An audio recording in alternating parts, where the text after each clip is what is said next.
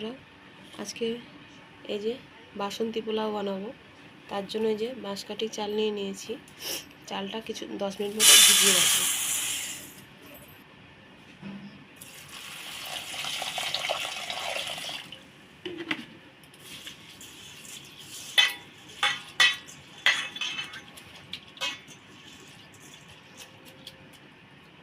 চালটা একটু ধুয়ে নেব,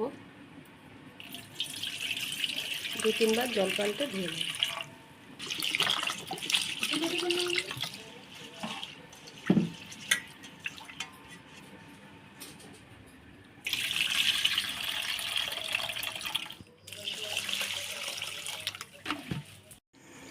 চালটাকে জল ঝরিয়ে নিয়েছি, একদম ঝরঝরে করে নিয়েছি। এই চালের মধ্যে হলুদ দিয়ে দেবো, সামান্য হলুদ, একটু ঘি দিয়ে দেবো।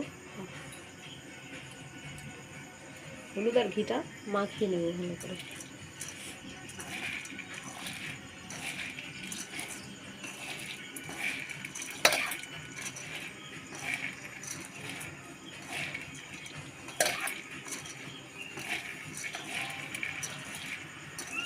ভালো করে মাখিয়ে রেখে দেবো। হলুদটা একটু কম লাগবে, তাই আর একটু দিয়ে দেবো।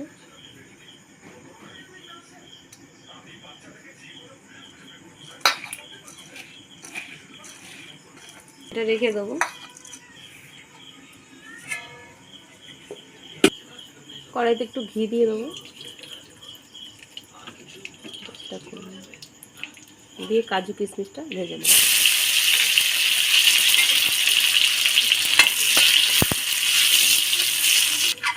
এগুলো ভেজে নিয়েছি, তুলে নেব।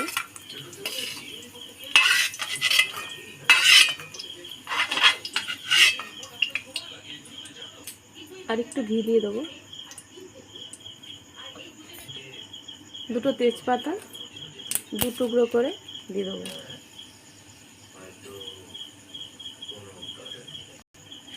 এলাচ আর দারচিনি দিয়ে দেবো।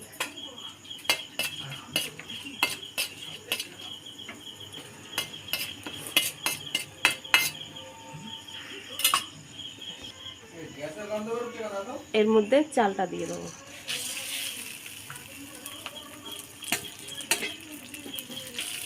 চালটা দিয়ে ভালো করে ভেজে নেব।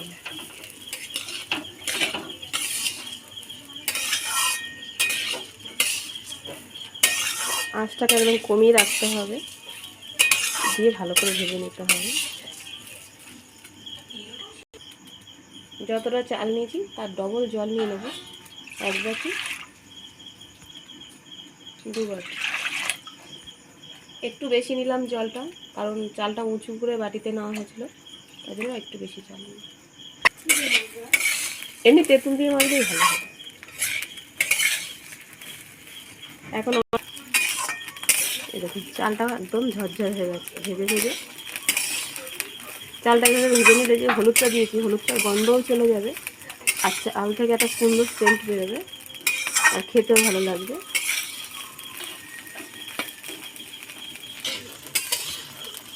ভালো করে ভেজে নিয়েছি। এদিকে জলটা গরম বসিয়েছিলাম, জলটা দিয়ে দেবো।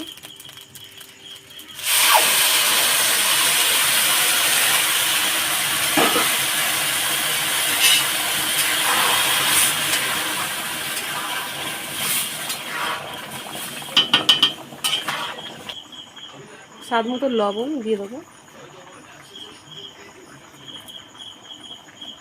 কাজু কিশমিশটা ভাজা ছিল, দিয়ে দেবো। চাপা দিয়ে ফুটে দেবো।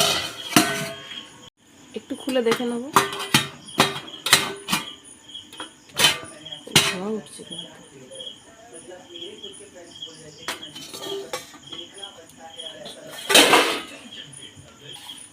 চিনিটা স্বাদ মতো দিয়ে দেবো। দিয়ে দেবো নামানোর আগে একটু ঘি।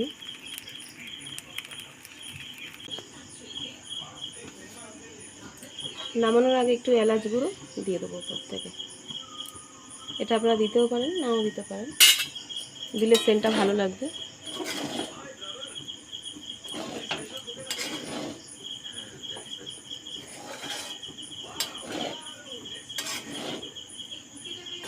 দেখুন,